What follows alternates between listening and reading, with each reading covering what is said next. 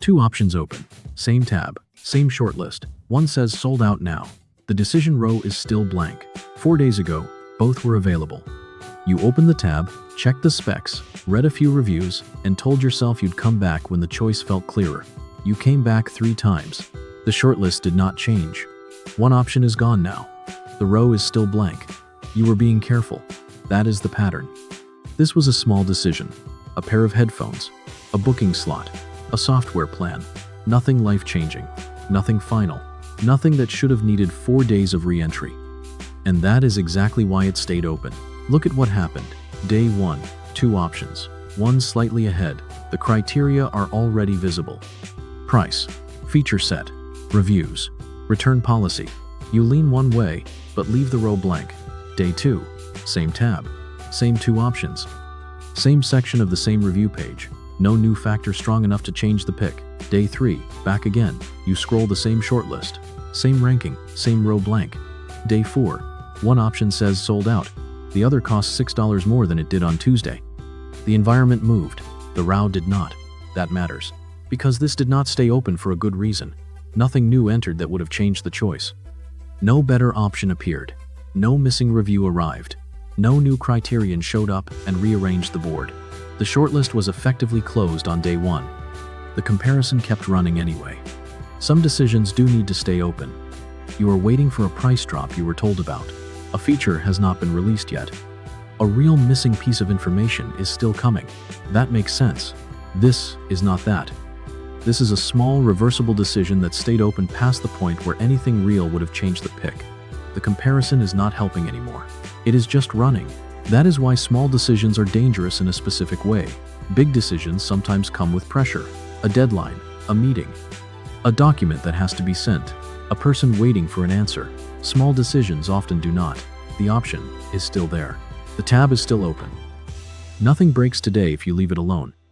So the loop gets to keep wearing the mask of responsibility. I am being thorough. I just want to be sure. It is a small choice, but I may as well get it right. I can decide later. That sounds reasonable. And because the choice is small, there is usually no strong correction signal.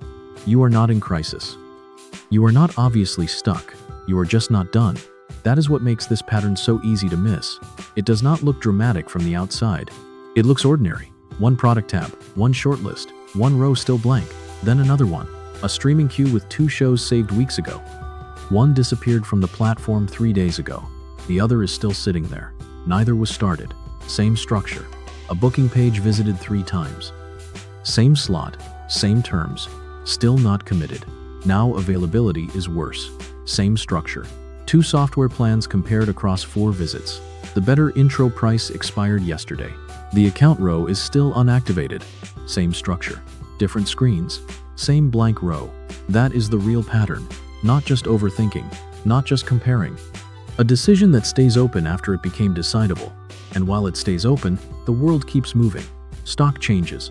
Prices move. Slots close. Promotions expire. The tab stays open. The row stays blank. The open state starts to look like attention, but it is not producing a state change. That is the first cost.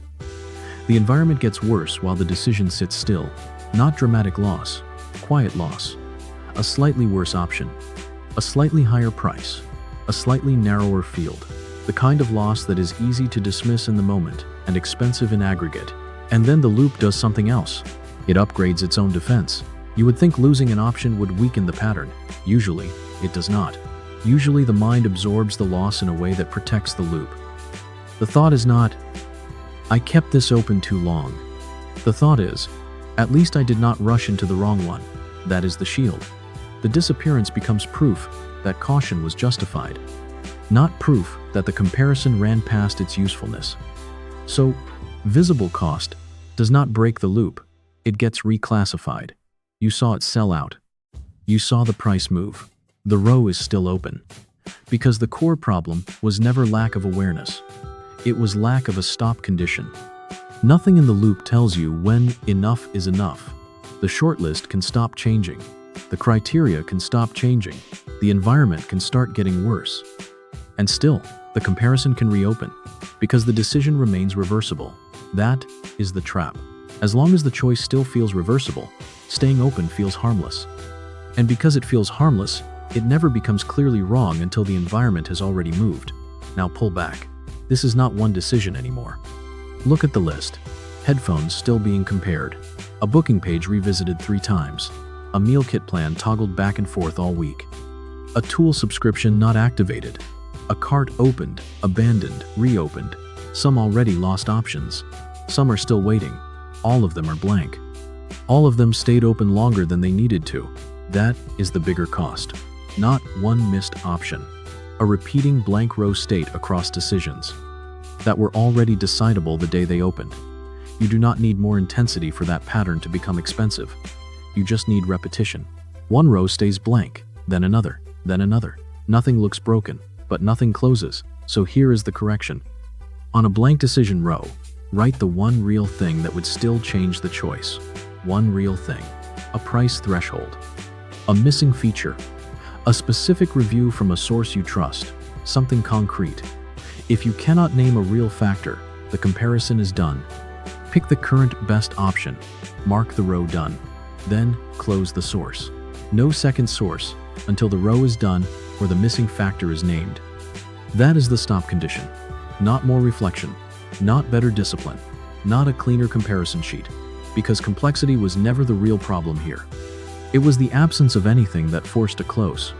A small decision is still a decision, even when the shortlist has already stopped moving.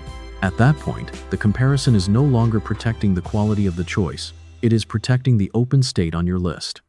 How many rows on your list right now have been open longer than the option that was available when you first opened them?